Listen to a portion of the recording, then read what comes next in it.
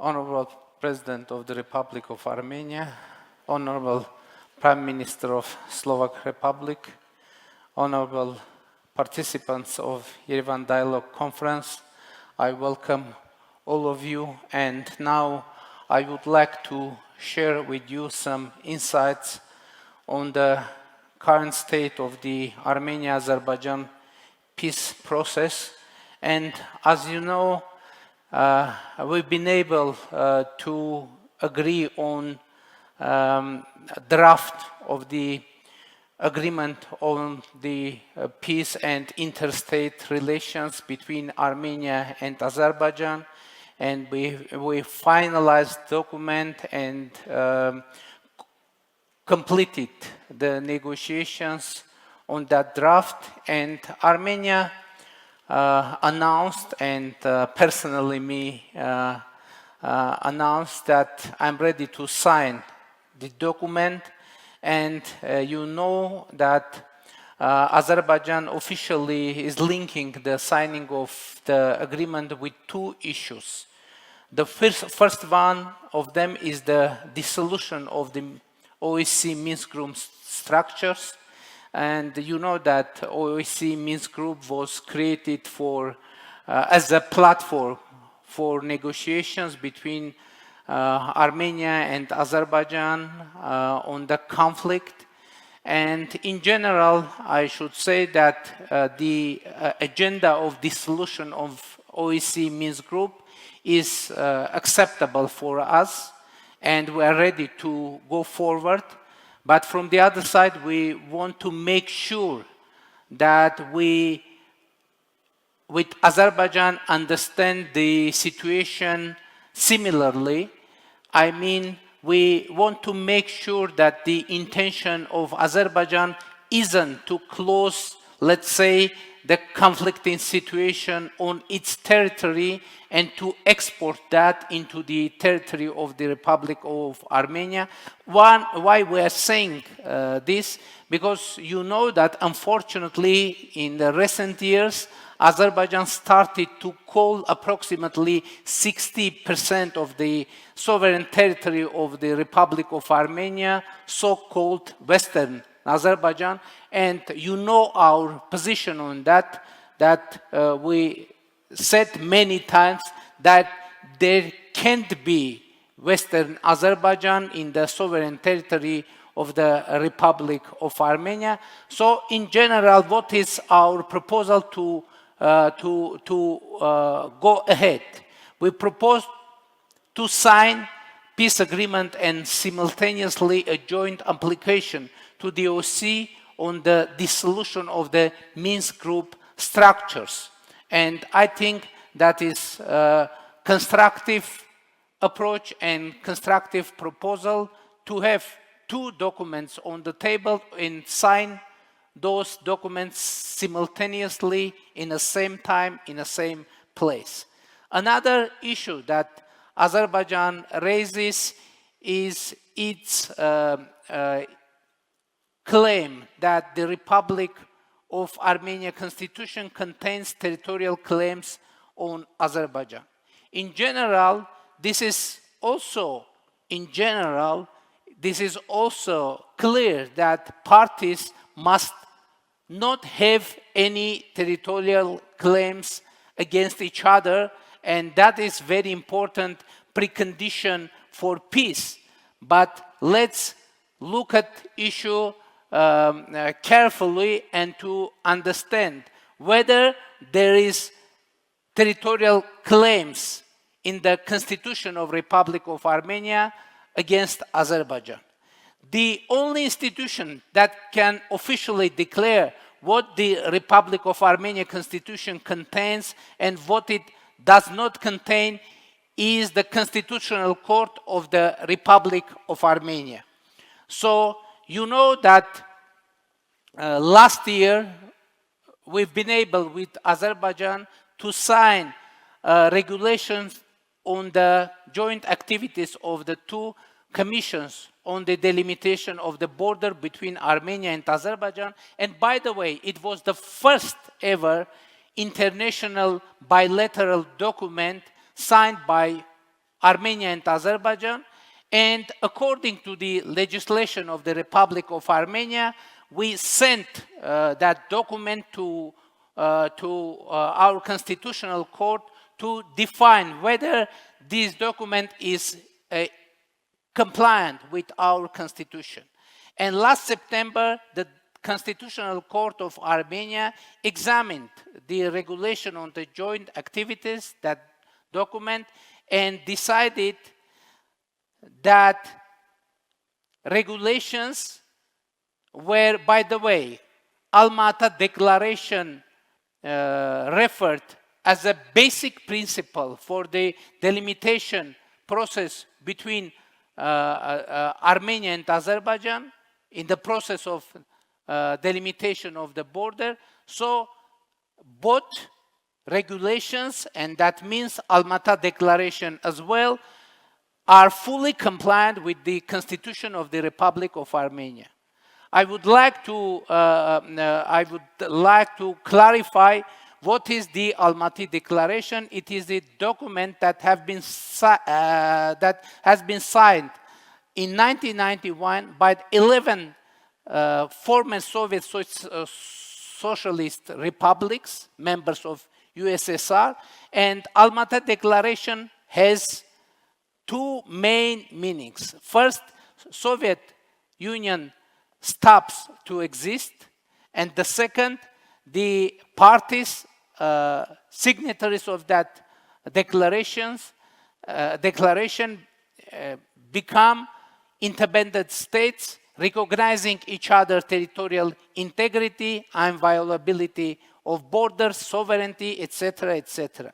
So, according to our constitutional court, Alma-Ata Declaration is in full compliance with the Constitution of Republic of Armenia, which means that there is no territorial claim in the Constitution of Armenia on any neighbor, because the Alma-Ata Declaration means that the territory of independent Armenia and that of independent Azerbaijan are identical to the territories of Soviet Armenia and Soviet Azerbaijan, respectively.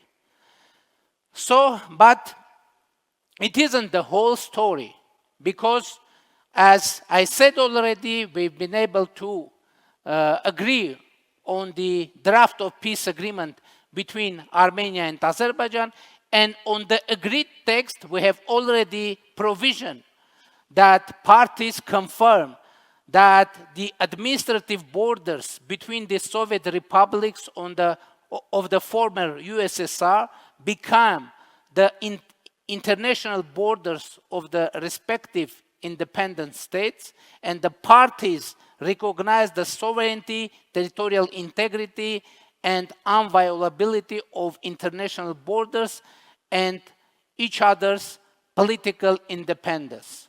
So it is already agreed, part of agreed draft of peace agreement between Armenia and Azerbaijan.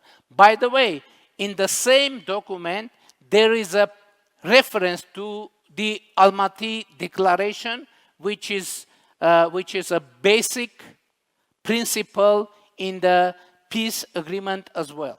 So in agreed text, we have provision, as you can see, that Armenia and Azerbaijan recognize each other's territorial integrity, as it was in the times of Soviet Union as the members of Soviet Socialist Republic.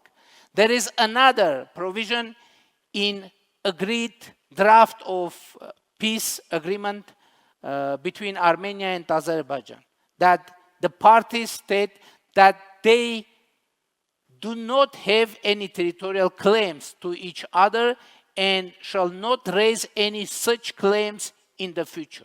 So Armenia and Azerbaijan already agreed on the draft that there can't be any territorial claims by one of the parties against the other parties. And there is another very important provision of on the agreement which is stipulating that the parties may not refer to their internal legislation as a justification for their failure to carry out the peace agreement. So those nuances are very important. Why?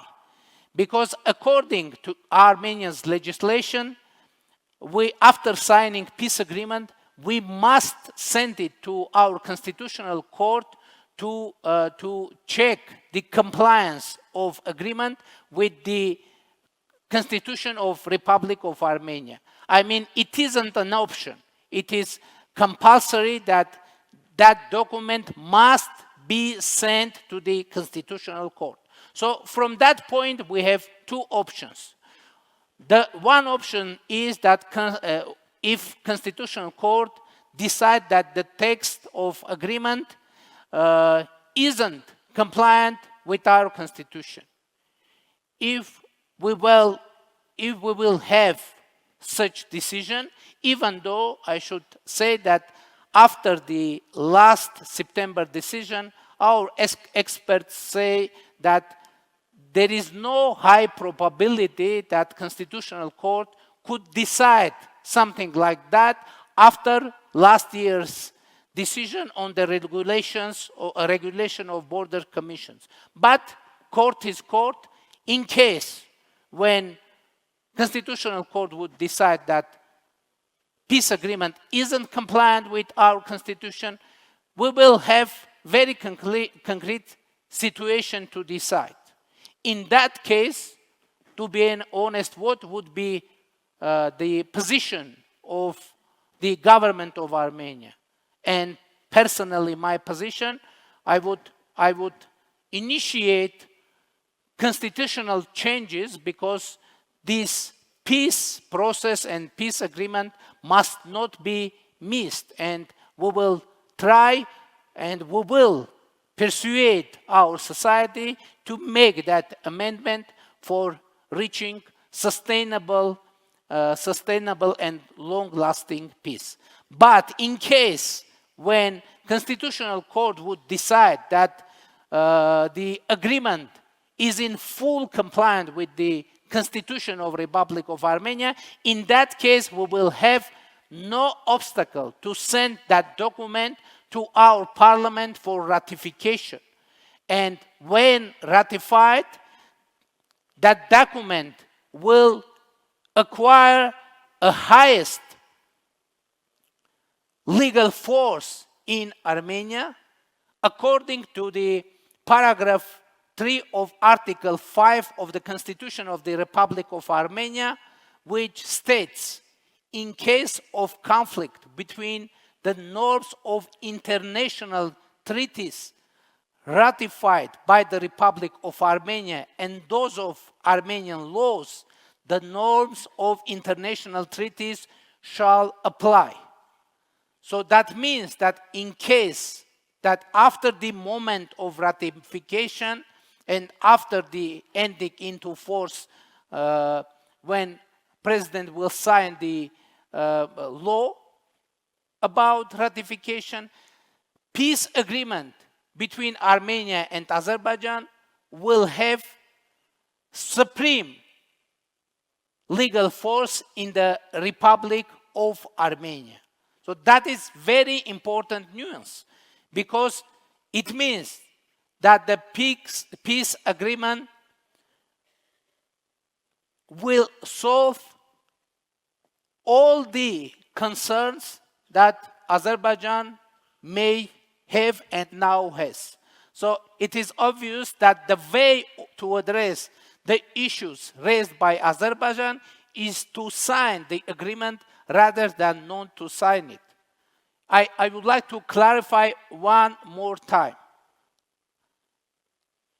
There is no any chance not to delivering the concerns of Azerbaijan in case when the peace agreement will sign. It is 100% that all concerns will be addressed. So for addressing those concerns, the peace agreement should be signed And that is our main point, especially taking into account that we see that in the constitution of Azerbaijan, there are some territorial claims against Armenia. But we didn't raise separately that issue because we saw that in the agreed draft, it will be addressed. So that is our point, that in general, frankly speaking, there are two versions on the issues raised by Azerbaijan. Some experts say that it is just pretext for Azerbaijan to postpone the signing of the peace agreement, but position of the government of Armenia is the following.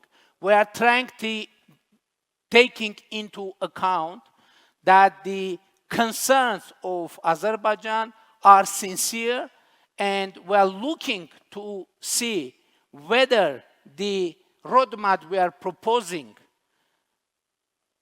addressing the concerns of Azerbaijan, and I think I've been able to make it obvious that it is doing that. The signing of peace agreement, addressing, delivering all the possible issues, both of Armenia and Azerbaijan. So my position and my call and in this situation is that we need to concentrate on signing of peace agreement, and I reconfirm that personally me and our government, our political team is ready to go ahead and to take its share of responsibility for having lasting and sustainable peace in our region. But I would like to say that so far we've been able to achieve something with Azerbaijan, and last year we've been able to delimit it and demarcate it around 12.7 kilometers of the shared borders, and I would like to show you what it is looks like. Now it is the border, delimited and demarcated border of the Republic of Armenia, and we have some pieces of our border with full 100% peace and, let's say, with the security guarantees. Another very important project for the regional peace and prosperity is the our project with the very important name of Crossroads of Peace. In the framework of this project, Armenia proposed a concrete solutions for the opening of regional connectivity for bilateral, international, and transit movement, and the Crossroads of Peace project is based on the several very important principles, that is territorial integrity, sovereignty, jurisdiction of the countries through which the roads are passing, and reciprocity, also another very important principle for this project. And you can see that it is actually a very important project for overcoming the global supply chain crisis, because when our roads with Azerbaijan and with Turkey will be open, it will open another opportunities for connectivity between east and west, north and south. And now those roads that you are seeing are our proposal, and we propose very concretely to make decisions and go ahead. But unfortunately, we see some hesitations of Azerbaijan, and of course, we very actively we are discussing potential solutions, and Armenia is concentrated how it is possible to make progress, to propose concrete solutions, and we proposed concrete ways to overcoming of hesitations of the Republic of Azerbaijan, and Armenia is ready. We are ready to organize cargo transportation from western parts of Azerbaijan to Nakhichevan through Armenia. You know that is Nakhichevan, the part of Azerbaijan, and that is main part of Azerbaijan, and there is an issue and agenda of having connection between Nakhichevan and Azerbaijan, and Armenia, we are ready to provide solutions. And by the way, I mentioned Azerbaijani narrative of Western Azerbaijan, and I said already that there is no and there can't be Western Azerbaijan in the sovereign territory of the Republic of Armenia, but now it is very important that there is Western Azerbaijan, and those are the western regions of Azerbaijan, and that is very important, that there can't be Western Azerbaijan beyond the western regions of Azerbaijan, and it is out of any discussions for us, obviously, and I think it is legitimate position. But let's say what is the proposal of Armenia for connection between the Nakhichevan and main part of Azerbaijan. Our proposal is the following. As I said, Azerbaijan has some hesitations connected with its citizens coming through Armenia, etc. And we said that we have no any hesitations, and we're ready to provide some services. And our idea is that Armenian locomotives could pass controls of Armenia and Azerbaijan, and to take trains from Azerbaijan, passing back the passport control, custom control, and to carry it to the Nakhichevan, I mean cargo train, and to live there. So, and in opposite way. So it is very important that now Armenia has concrete proposal to provide this, because sometimes some international partners are creating that impression that Armenia isn't willing to open connectivity for Azerbaijan and Nakhichevan, for connection from Azerbaijan to Nakhichevan and to the other way. But for us, it is very important to see that in the context of the regional connectivity.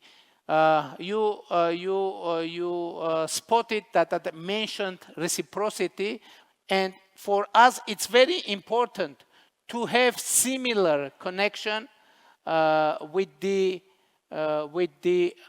We are saying like that, from Azerbaijan to Azerbaijan through territory of Armenia, and from Armenia to Armenia through territory of Azerbaijan, and with the respect of sovereignty, territorial integrity, jurisdiction of the countries.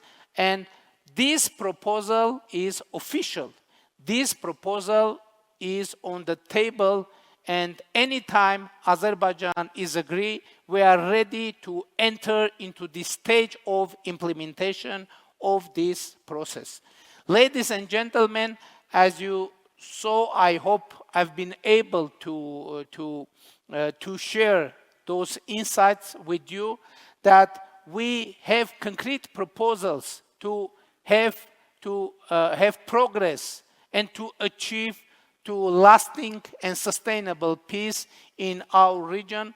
And I reiterate that peace, sustainable and lasting peace between Armenia and Azerbaijan is not only possible, but it is within the reach.